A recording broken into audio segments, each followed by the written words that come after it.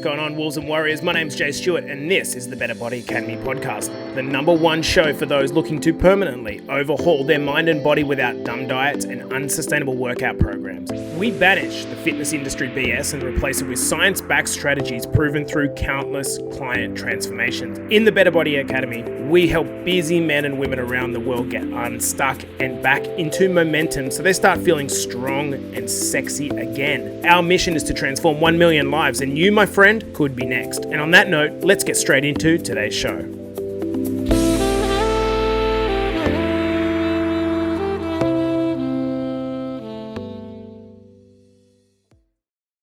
Welcome back to the Better Body Academy podcast, the podcast that you come to when you're sick of the dumb diets and unsustainable workout programs. And in today's episode, we are joined by Coach Nikki. How are you, Nick? I'm good. Busy day, but yeah, loving it. So absolutely awesome. Good. Like I was just saying before we started the podcast, you're looking very nice with your tats and tan. They're starting to pop now. I know, it's just that not all girls in Scotland look like me, guys. So that's I like it. Okay, guys. So in this episode, what we are going to be discussing is Nick's personal transformation story from over the course of a number of years, where she has truly transformed both mentally and physically the person that she is. This is a super, super inspiring story. And I want to thank Nick before we start for sharing this story. Nick's become this kind of picture of inspiration for a lot of women who feel stuck. And what I want you to do is, if you like this episode around Nikki's transformation journey, I want you to go back and listen to an episode a couple ago, maybe 3 or 4 episodes ago, that we did regarding polycystic ovary syndrome, where Nick went into details about this and was super, super brave in her journey. So let's get stuck in. What do you reckon, Nikki? Yeah, let's do it. Cool. Okay. So let's start at the top for this one. How about we give the audience, the watchers and listeners, a little bit of a background to who you are, how old you are, what's your story, what's the go? Yeah, so like I say, I always think I'm on a dating show with a still a black, heat your heart out. So okay, so I'm Nikki from Scotland. I think everyone sort of knows that now. East coast of Scotland. I'm no spring chicken. A lady never says her age, but you know what, guys, I don't mind. I'm 40 now. I didn't start my fitness journey until I was approximately maybe 34, 35. So it's never too late to start. And as Jay said, my story basically sort of started with a polycystic ovary. So I am now sort of self-titled the PCOS transformation queen, because I now help many women deal with polycystic ovaries and realize that they can come over it and it doesn't have to take over their life. So that is me. Super strong position. And I didn't realize until we did our podcast just how on PCOS, how common this actually was. And I also received a couple of comments after it from men saying, thank you for doing that, because it is a challenging thing and I didn't know anything about it. And when you're going into the details of some of the symptoms, like that was really, really cool for you to talk about that. Yeah. I know this is not about polycystic ovaries tonight, but it's 1 in 10 women worldwide. So wow. It's not just, in your backyard. It's 1 in 10 women worldwide that actually is thought to have this. And it's quite a debilitating condition that you have. Yeah. Mm-hmm. Yeah.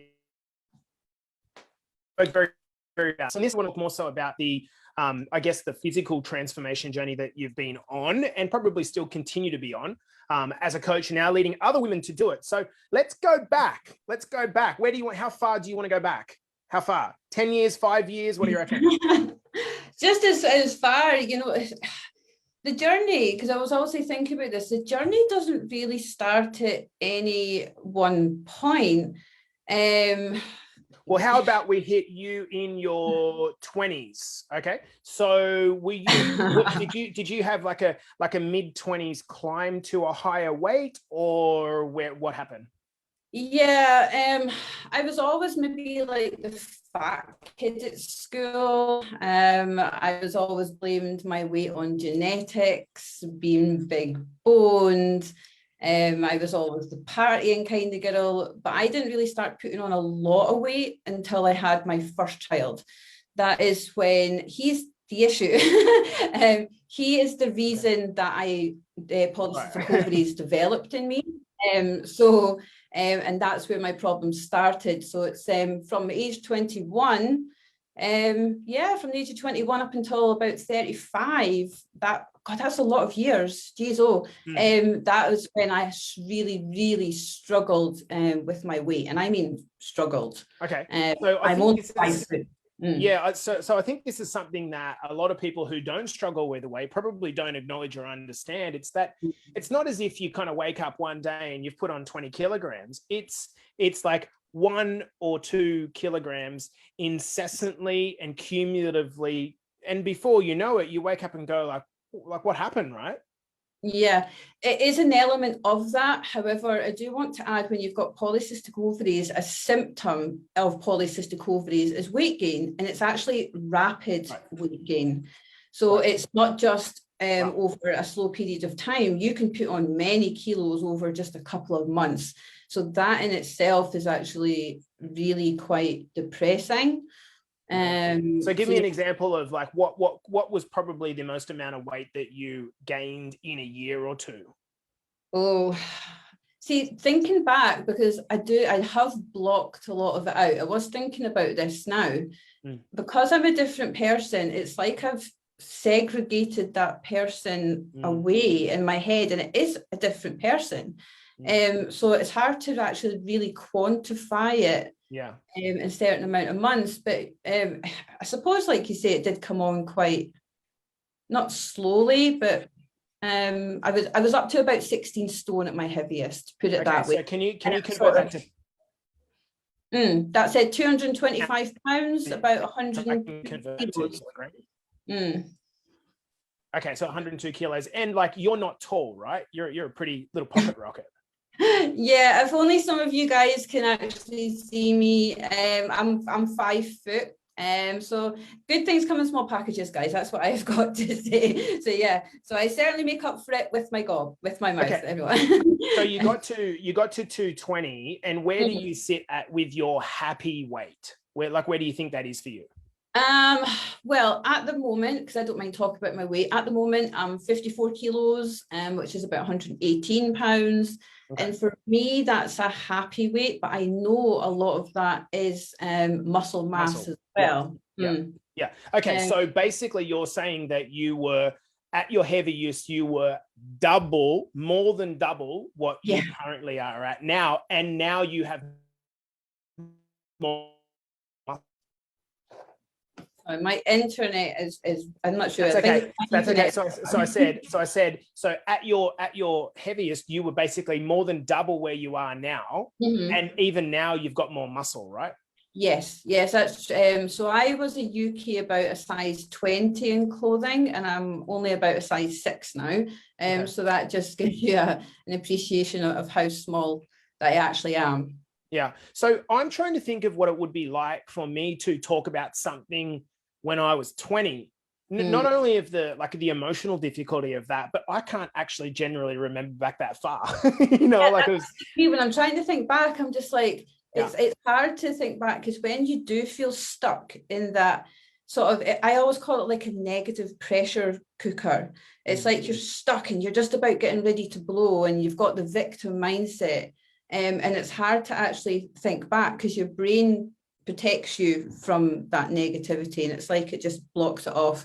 But I was of a very fixed mindset back then too. It was very much of I'm stuck like this, I'll never get out of this is the way I'm meant to be, I'm never going to amount to anything, I'm always going to be fat, I'm always going to be ugly, I'm always going to be alone and single, and it's all these negative thoughts just because of your weight, which can be fixed, which is really strange, because you're just not prepared to help yourself back then. So do you when you're coaching a client, do you ever think back to try to get into the mind and body of where you were before your transformation, to be able to kind of help a client or understand where a client is at? Yeah, absolutely. Sometimes before they actually come into the academy, and we have chats to clients just to make sure that, you know, they're a good fit for the program. And it's actually quite eye-opening for both myself and the client, because we can sit there and sometimes we can both like be in tears because it brings back, you know, all these negative emotions. Because it gets the person knowing that they're stuck and wanting to change, but it brings back all the horrible memories for myself as well. So, okay, so fast forward. So we got up to a top of like 230, 240, I think you mentioned. What was the catalyst for you actually starting your transformation journey? Like what made you just all of a sudden, after like 15 years of the struggle, what made you decide to do something about it? I am laughing just now, guys, because I have shared this before in the group, and I actually laughed then as well, because it's actually, you would think it was some massive reason that I got told I had a few months to live, or like whatever really good reason, but it wasn't. The reason is because, and I think you said the word, is my grandmother's neighbour. We had a little bit of an argument, and he almost hit me, and he called me a fat. And I said this the last time too. I would not say the words. I don't want to. You don't have to say it. A fat so and so. I don't like saying this word, but he basically was really, really awful to me. And it just took one man to tell me that I was fat, and I was like, no, no, I'm going to show you. So from that point on, I decided to change myself. So it was nothing else apart from that. It was really strange. That's super powerful. And I think that when you're saying it was nothing big, clearly there was something about being bullied as a mid 30-year-old woman that was a thing. Maybe it was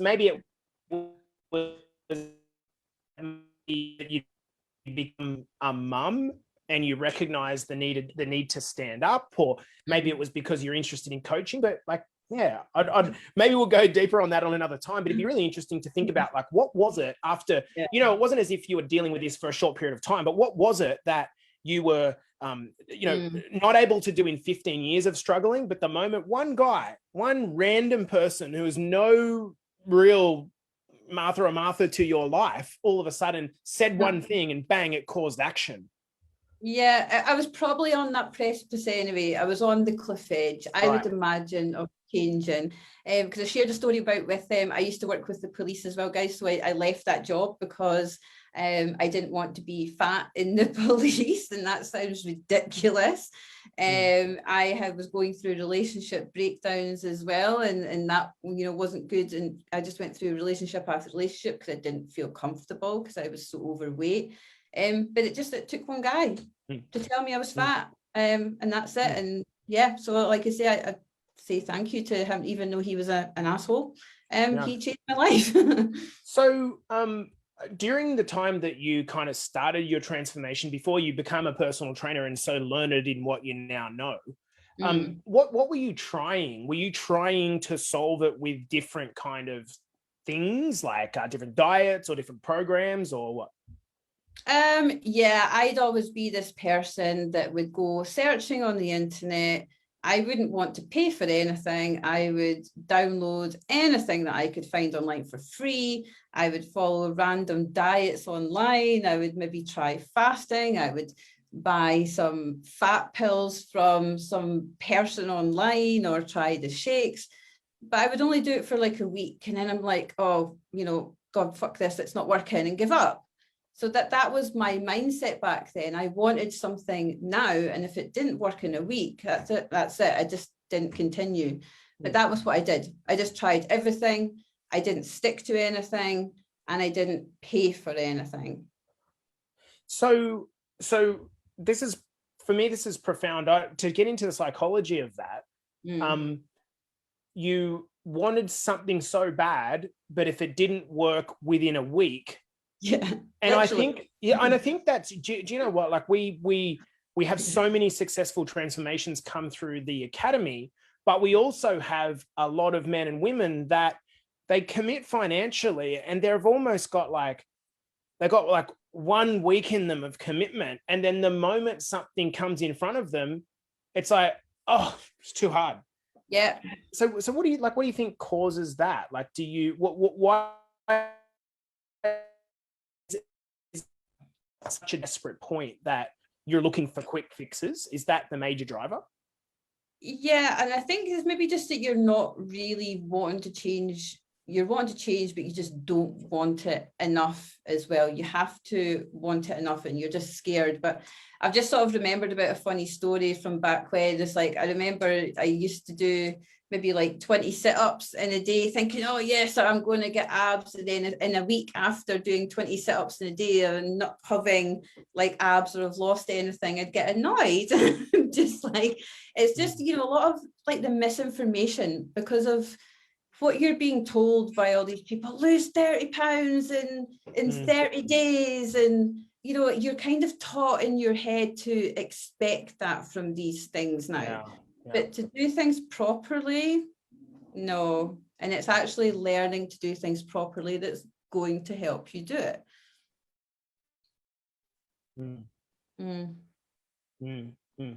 Yeah, 100%. And I think the frustration of doing a transformation on your own and constantly, like, I understand, for example, why people start in a gym. And I see it all the time. People start in a gym and I think to myself, wow, what courage to actually get in a gym and face your fears and all the intimidation of people, you know, men on the steroids grunting and like the environment's weird but people start it. But then I feel really almost like guilty that starting it, but with the wrong tools. And so, and an example would be, you know, you see people coming into the gym and they're like throwing things around with momentum. It's going to cause more problems than it is. And I just wish that, you know, we could approach without ego and just say, hey, listen, you know, like we some help with this. But unfortunately, when you're in a desperate position, I think that the barriers come up, right? The walls come up and we get very defensive of where we're at. Yeah. Oh, yeah. So how did you kind of begin to turn it around? Like what was the thing? How did you go about that process? So I kind of just desperately wanted to change. And in the end, I slowly just started researching things on my own. I got into momentum. Once I finally found, you know, I actually hired, I wasn't a coach at the time, I hired a personal trainer who sort of took me through some steps. When I realized I was starting to feel better, you know, and it's getting into that momentum is what's really, really important. So that was about one of my first steps to do. It's a long journey, guys. You'd think that someone just jumps into this straight away and they're suddenly like me. It takes a long while. So you ended up losing over 110 pounds. What course of time was that over? Okay, so what I did was I just changed up my eating, first of all, to eat healthy. I didn't go on restrictive diets or anything. And I actually lost, 4 stone. I don't know the conversion of that. I lost 4 stone in 11 months. Wow. That was just purely from going to the gym, eating healthy, but just doing it steadily every single day. But I've also got another barrier that I had to go through. I've got an underactive thyroid as well due to polycystic ovaries. Right. So that was holding me back a little bit as well. So I had to be sort of very careful about what I was doing. But yeah, so 4 stone in 11 months. But I did put some back on because I fell off the wagon, as people call it, for a while. So I probably put on about 2 stone again. And then that's when I kind of just thought, oh my God, you know, all your hard work. And so then that is when I really got into it and I really started going hard. So then I lost about another 3.5 after that. Okay. So it was over a longer period of time, 2 to 3 years for the full transformation, right? Yeah. Because what I did to begin with was lose the weight, but then what I became was something called skinny fat. So obviously that's when I still had quite a high percentage of fat on my body, but I didn't look overweight anymore. So that's when I really tried to hone in on my fat loss. Right. I've noticed a lot of guys that are coming through the academy are getting to the end of either most of the time it's the mastermind program, the advanced program that we run, and taking a real interest in understanding health and fitness from a higher level. They then want to come on and do a personal training course or a nutrition course because they've realized that this is a super practical tool to be able to have in your life. So at what point did you go from being someone that was interested in fitness and transforming to actually becoming a qualified PT?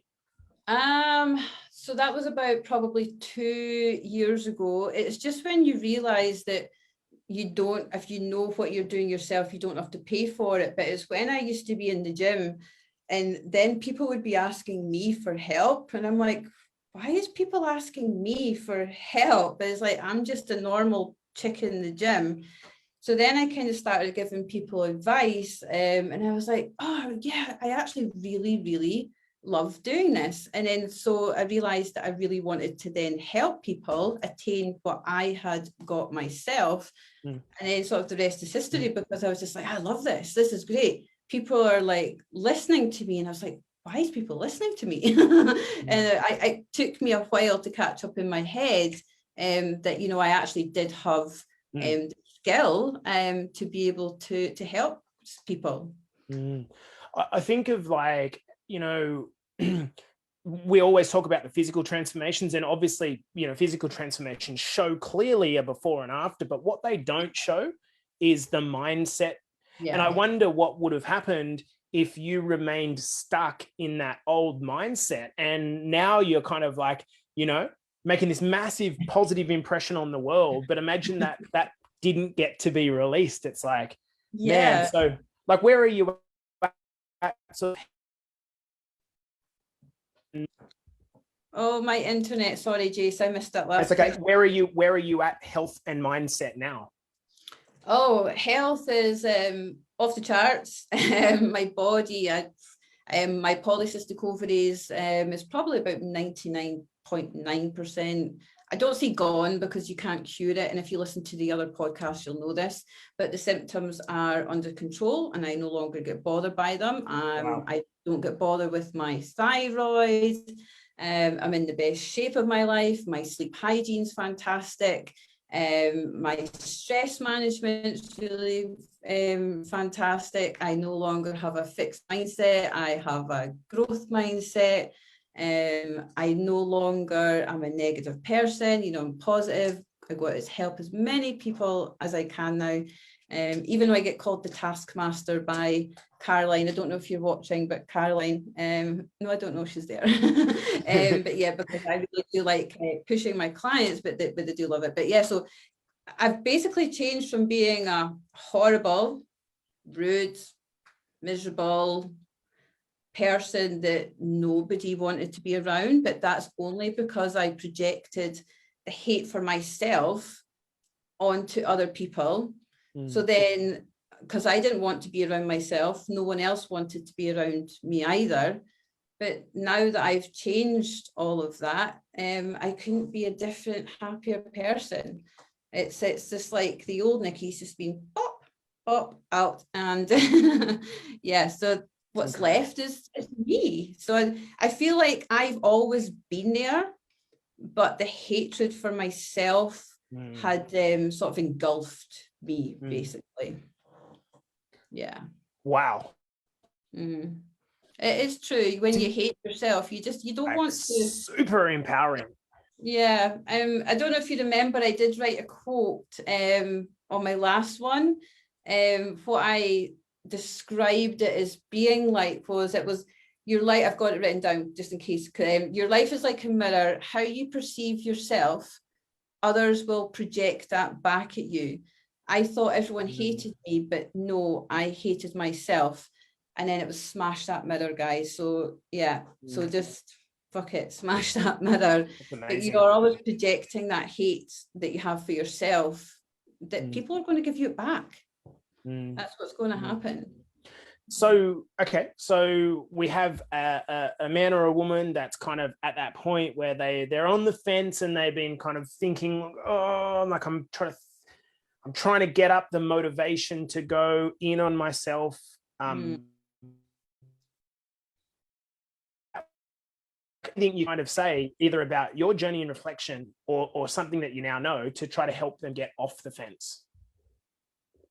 Because just that was very Scottish of me. Do it, just fucking do it. Sorry, swearing on your podcast there, but there's people that are thinking that they're just not ready, and it was mentioned on one of your podcasts the other night. I mean, you really aren't ready, or you're really, really ready. So that's what I would tell people. Just do it. Just walk into the fear. Just don't think about it. Why would you hold back? Why would you rather choose to be unfit, possibly have diabetes, probably have heart disease, couldn't chase after your kids in the park? Why would you choose that hard when you can choose to be fit? Yeah. Well, I challenge you on is because I'm scared, and what if I start and fail? I have tried before, and my circumstances are so hard. I've got kids, I've got family, I've got a job, I've got no time. Like, that's the thing that's stopping me. Yeah, I mean, but that's what you've tried before. It didn't work. So what to do is you need to find the right program. So obviously, shameless plug for Better Body Academy. What you need is the support around you. You need a community around you. You need accountability. So if you haven't managed to do it before, it just wasn't working for you, or you just didn't really want it. So you've got the wrong system. Yeah, you've got the wrong system. So what you have to do is be in a container, like Cordy said the other day, be in a container of people with that positivity, and you've got nowhere to go but forward. You can't go back. When you're in that container with positive people, you cannot let yourself down or anyone else down, and you'll feel that you're actually growing mentally and physically and spiritually. I think the thing is, if you're in a group or some sort of container, as you put it, it gives you the ability to fail in that container without being kind of exposed to the outside world. You know, if you fear of failure is the number one thing that grips people from doing anything in their life, from starting a new relationship to starting a new job or a business, anything. The beauty that you have if you are in a good coaching program, whether it's with us or someone else, is that you have the ability to fall over consistently and fail and welcome the failure, and not be surrounded by people who are going to poke fun at you. That is what having a community is about. Now, whether that community is in Facebook or whether it's in an in-person community, it doesn't matter. But trying to do these things on your own in a poor environment is really, really tough. So is there any last words you kind of want to say before we close this one out, Nick? No, I'm good. But my words are just do it. Look at me. It just took a guy to tell me that I was fat to lose the weight. So what are you waiting for? Are you waiting for someone to hold your hand to do it, or something better, some other shiny object syndrome thing to come along to do it? There's no better time to fix your life and to lose the weight than now. It's possible. Don't wait, because I wish that I didn't wait. I waited until I was 35. And I got so angry at myself. I just think back to what I could have had, what I could have given my kids, and the person that I could have been, I've wasted. And we only have one life. And I am here now at the age of 40, now loving and living my best life. But at 40, I could have been living this life at 30 if I'd only just taken that jump. Yeah. And I think the last thing that I would finish on is I really love the idea of coming at this not from a kind of a fear perspective. Like, you know, like we all know that if we're out of shape, it doesn't bear us well. But I like the idea of just thinking about this, guys. You're like, you have so much untapped potential in you that we've just got to kind of like open the well and bring it out. And you don't need to come at this from a fear and lack perspective, as in like, I have. What if we switch the mental paradigm to like, hang on, I've got an opportunity now to take control of my health and fitness, and that'll be the entry point to me taking greater control of my entire life, because I'll be more confident, I'll feel more abundant on a daily basis, and this will play out in every element of my life.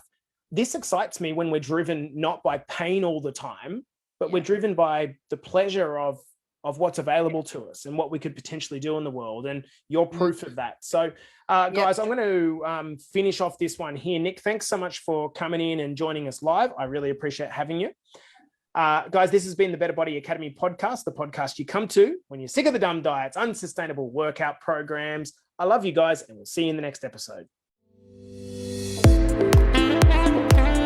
Wolves and Warriors, thank you so much for tuning in. If this podcast is hitting the mark for you and giving you the confidence to start your own personal journey, I want you to hit me up on Facebook or head over to my Instagram at jstewart_BetterBodyAcademy and DM me with the words Better Body Academy. I want to give you the tools to permanently overhaul your mind and body without dumb diets and unsustainable workout programs. Our mission is to achieve 1 million lives transformed, and you, my friend, could be next. So hit me up on Facebook or head over to my Instagram at jstewart_BetterBodyAcademy and DM me with the words Better Body Academy, and we can have a chat about whether we can help you with your transformation goals.